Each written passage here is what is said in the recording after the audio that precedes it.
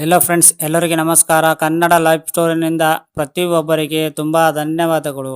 ನೀವು ತಪ್ಪು ವ್ಯಕ್ತಿಯೊಂದಿಗೆ ಪ್ರೇಮದಲ್ಲಿದ್ದೀರಿ ಎನ್ನುವ 4 ಸಂಜ್ಞೆಗಳು. ವ್ಯಕ್ತಿಯೊಬ್ಬರನ್ನು ಜೀವನ ಸಂಗಾತಿಯಾಗಿ ಪಡೆಯುವ ನಿಟ್ಟಿನಲ್ಲಿ ಪ್ರೇಮ ಸಂಬಂಧವನ್ನು ಹೊಂದಿರುವ ವ್ಯಕ್ತಿ ನಿಮಗೆ ಸಲ್ಲುವ ವ್ಯಕ್ತಿಯೇ ಅಲ್ಲವೇ ಎಂಬುದನ್ನು ನೀವು ಈ 4 ಸಂಜ್ಞೆಗಳ ಮೂಲಕ ಖಚಿತಪಡಿಸಿಕೊಳ್ಳಬಹುದು. ಪ್ರೇಮಕ್ಕೆ ಕಣ್ಣಿಲ್ಲ ಎಂದು ಹೇಳುತ್ತಾರೆ. ಹೌದು, ವ್ಯಕ್ತಿಯೊಬ್ಬರೊಂದಿಗೆ ಪ್ರೇಮಕ್ಕೆ ಒಳಗಾದಾಗ ಆ ವ್ಯಕ್ತಿಯ ಬಗ್ಗೆ ಕೇವಲ ಒಳ್ಳೆಯದು ಮಾತ್ರವೇ ಕಾಣಿಸಿಕೊಳ್ಳತೊಡಗುತ್ತದೆ. ವ್ಯಕ್ತಿಯ ಬಗ್ಗೆ ಯೋಚಿಸಿದಾಗ ಮನ ಪ್ರಫುಲ್ಲವಾಗುತ್ತದೆ. ತಲೆಯೊಳಗಿನ ಸಂಗೀತದ ಅಲೆಗಳು ವ್ಯಾಪಿಸುತ್ತಾ ಸಂತೋಷದ ಗಾಳಿಯಲ್ಲಿ ತೇಲುತ್ತಿರುವ ಭಾವನೆ ಉಂಟಾಗುತ್ತದೆ. ವಾಸ್ತವದಲ್ಲಿ ಈ ಜಗತ್ತಿನ ಯಾವುದೇ ವ್ಯಕ್ತಿ ಪರಿಪೂರ್ಣವಲ್ಲ. ಪ್ರತಿಯೊಬ್ಬರೂ ತಮ್ಮದೇ ಆದ ಮಾನವ ಸಹಜ ದೌರ್ಬಲ್ಯಗಳನ್ನು ಹೊಂದಿಯೇ ಇರುತ್ತಾರೆ. ಈ ಪ್ರೇಮ ಪಗಡೆಯಾಟದ ದಾಳದಂತೆ ಉಪಯೋಗಿಸಬಹುದಾದ ಸಾಧ್ಯತೆಗಳು ಇಲ್ಲದಿಲ್ಲ.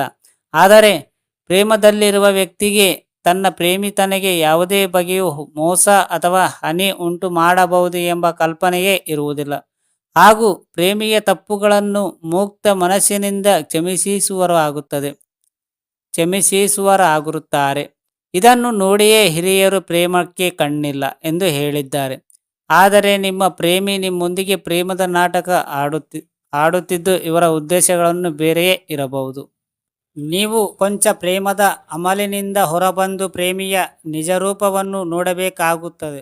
ಒಂದು ವೇಳೆ ವಾಸ್ತವಾಂಶ ಪ್ರಕಟಗೊಂಡು ನಿಮ್ಮ ಪ್ರೇಮಿಯ ನಿಜ ಬಣ್ಣ ಬಯಲಾದರೆ ಇದು ನಿಮ್ಮ ಹೃದಯವನ್ನೇ ಒಡೆಯಬಹುದು. ಹೀಗಾಗುವ ಮುನ್ನ ನೀವೇ ನಿಮ್ಮ ಪ್ರೇಮಿಯ ಪ್ರೀತಿ ನಿಜವಾದದ್ದೇ ಎಂದು ಪರೀಕ್ಷಿಸಲು ಕೊಂಚ ಸೂಕ್ಷ್ಮವಾಗಿ ಗಮನಿಸಬೇಕಾಗುತ್ತದೆ. ಎಲ್ಲಾದರೂ ಒಂದಿನಿದು ಅನುಮಾನ ಬಂದರೂ ನೀವು ಈ ಬಗ್ಗೆ ಎಚ್ಚರಿಕೆ ವಹಿಸಿ ತಕ್ಷಣವೇ ಸೂಕ್ತ ಕ್ರಮ ಕೈಗೊಂಡರೆ ಮುಂದಾಗಬಹುದಾದ. ವಾಸ್ತವದಲ್ಲಿ ಈ ಮಾತುಗಳು ಅವರ ಬಾಯಿಯಿಂದ ಬರುತ್ತಲೇ ಇರುತ್ತವೆ ವಿನಃ ಹೃದಯದಿಂದಲ್ಲ. ಮುಂದೆ ಯಾವಾಗಲೂ ನೀವು ಈ ವ್ಯಕ್ತಿಯ ಮಾತುಗಳನ್ನು ಖಚಿತಕ್ಕಾಗಿ ಕೆದಕಿದರೂ ಆ ವ್ಯಕ್ತಿಗೆ ಈ ಮಾತುಗಳನ್ನು ಆಡಿದ್ದು ನೆನಪೇ ಇರುವುದಿಲ್ಲ. ಮಾತುಗಳಲ್ಲಿ ನೀವೇ ನನಗೆ ಆದ್ಯತೆಯ ವ್ಯಕ್ತಿ ಎಂದು ಹೇಳುತ್ತಿದ್ದರೂ ಆದ್ಯತೆ ನೀಡಬೇಕಾದ ಯಾವುದೇ ಕಾರ್ಯವನ್ನು ಈ ವ್ಯಕ್ತಿಯ ಮಾಡದೇ ಇದ್ದರೆ ಇದು ವಿಶ್ವಾಸಾರ್ಹತೆಯ ಪ್ರಶ್ನೆಯಾಗುತ್ತದೆ.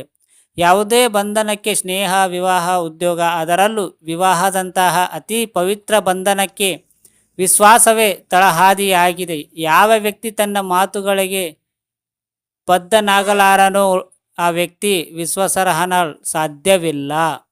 ಫ್ರೆಂಡ್ಸ್, ಅರ್ಥ ಆಯ್ತಾ ಈ ಸ್ಟೋರಿ ಕೇಳಿದ ಪ್ರತಿಯೊಬ್ಬರಿಗೆ ತುಂಬ ಧನ್ಯವಾದಗಳು.